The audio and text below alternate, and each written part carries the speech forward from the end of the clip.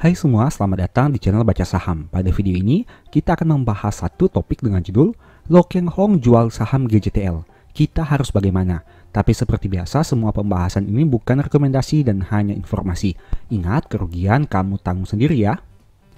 Nah, kita lihat sekilas untuk kinerja saham GJTL sepanjang tahun 2023 ini.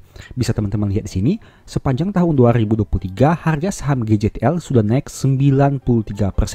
Artinya hampir mencapai satu bagger. Nah, tapi pada tanggal 10 Juli tahun 2023, Lo Keng Hong menjual 4,8 juta lembar saham GJTL. Dampaknya apa? Bisa teman-teman lihat di sini. Dalam satu minggu, harga saham GJTL turun 13,10%. Penurunan yang sangat signifikan.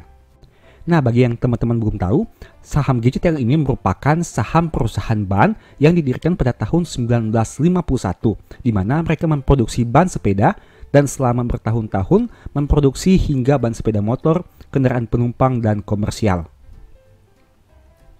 Ini merupakan bisnis model dari perusahaan. Bisa teman-teman lihat di sini, mayoritas produknya adalah ban, baik itu ban radial mobil penumpang, ban radial truk dan bus, ban bias, dan lain sebagainya.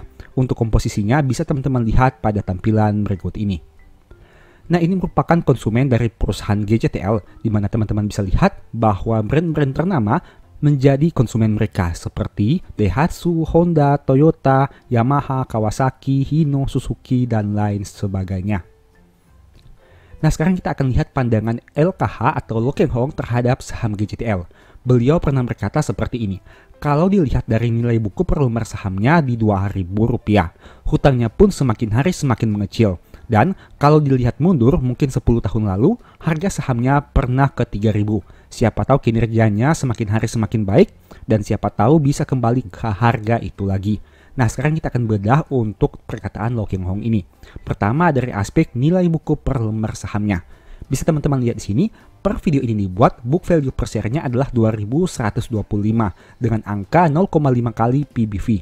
Nah, jika teman-teman lihat secara histori, angka 0,52 kali ini memang merupakan rata-rata dalam beberapa tahun terakhir. Tapi jika teman-teman lihat, sejak tahun 2019, angka saham GJTL ini belum pernah menyentuh PBV 0,52 kali. Artinya, selama tahun 2019 hingga 2023, PBV pada saat video ini dibuat menjadi yang tertinggi. Tapi ingat, dulunya harga saham GJTL pernah menyentuh PBV bahkan di atas 1,24 kali. Nah, sekarang kita akan bahas dari aspek hutangnya. Lo Keng Hong mengatakan bahwa hutang perusahaan ini semakin lama semakin berkurang. Tapi bisa teman-teman lihat di sini, untuk kinerja tahun 2020 hingga 2022, hutangnya bisa dikatakan tidak bergerak kemana-mana atau bahkan justru mengalami peningkatan.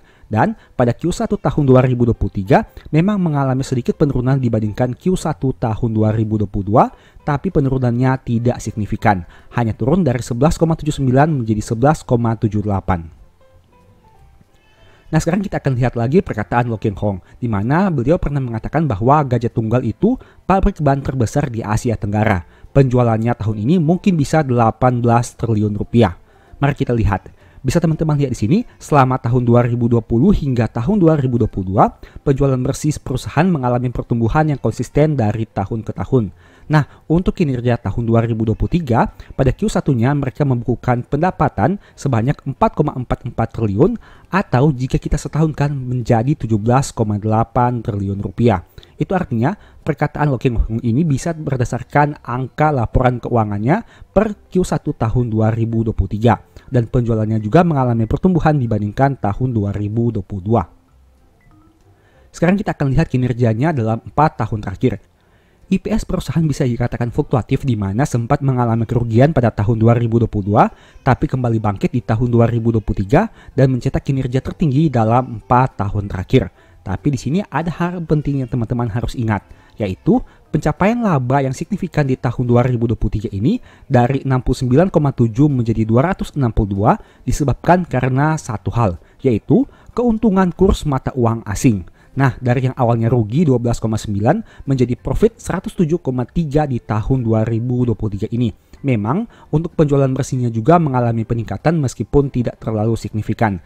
Tapi, pencapaian labanya juga didominasi oleh keuntungan selisih kurs. Dan hal ini harus menjadi catatan tersendiri bagi teman-teman. Karena berarti perusahaan ini meningkatkan labanya bukan hanya berasal dari operasional, tapi ada keuntungan ekstra selisih kurs. Nah, kesimpulan pribadi, yang pertama, harga GJTL sudah naik banyak, sekitar 100% setahun. Seperti yang sudah teman-teman bahas tadi, kenaikannya 93%. Poin kedua, kenaikan harga saham tidak sebanding dengan pertumbuhan kinerja. PBV di tahun 2023 secara historikal sudah tinggi. Bisa teman-teman lihat, sejak tahun 2019 hingga tahun 2023, PBV di tahun 2023 menjadi yang tertinggi. Artinya kenaikan harga saham belum sebanding dengan kenaikan kinerja perusahaan. Poin ketiga, pendapatan mungkin bisa 18 triliun seperti apa yang dikatakan oleh Pak Loh Keng Hong. Tapi ingat, kenaikan laba di Q1 tahun 2023 mayoritas berasal dari keuntungan selisih kurs. Dan teman-teman juga harus mencatat, apabila tidak terjadi keuntungan selisih kurs, berapakah laba bersih yang didapatkan oleh perusahaan?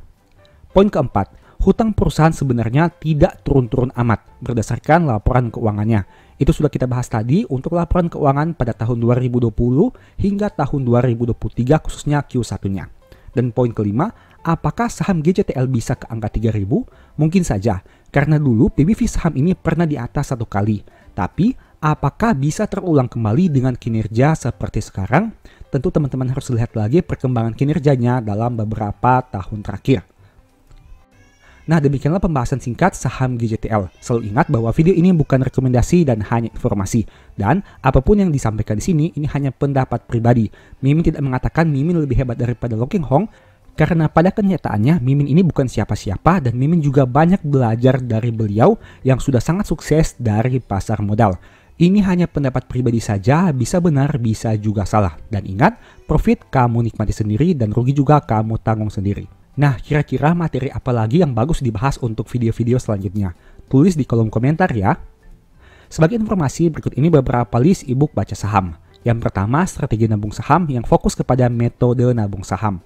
Yang kedua, The Stock Market yang fokus kepada analisa fundamental dan money management.